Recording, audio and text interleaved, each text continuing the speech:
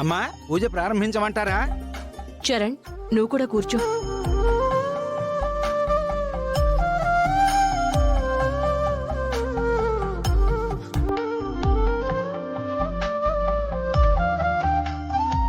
వాళ్ళిద్దరూ జంటలుగా కూర్చున్నారు. నేను చరణ్ పక్కన కూర్చుంటా.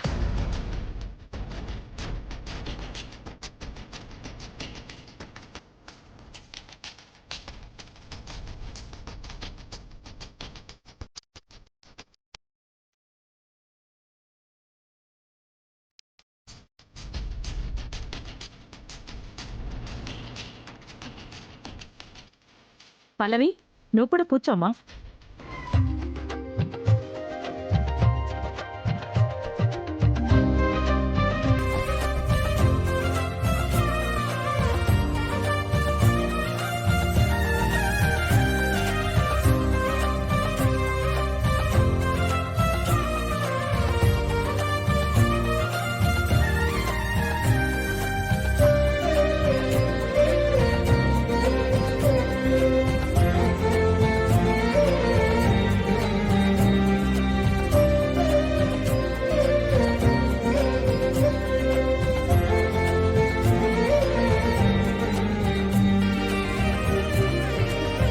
అమ్మా అమ్మా వినాయకుణ్ణి మంత్రాలతో అభిషేకిస్తూ ఉంటాను. మీరెవరైనా వచ్చి ఒక మంచి పాట పాడొచ్చుగా.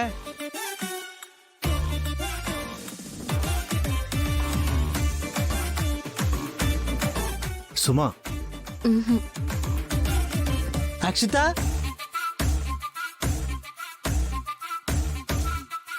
ఏంట్రా ఎవరికి వాళ్ళు ఊహు అంటున్నారు? సరే, నేను పాడేనా? నానమ్మా,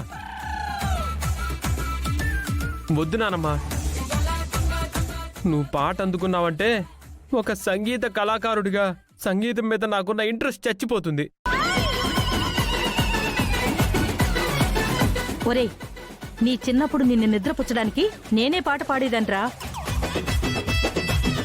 అప్పుడంటే తెలియని వయసు కాబట్టి మేము నిద్రపోయేవాళ్ళం.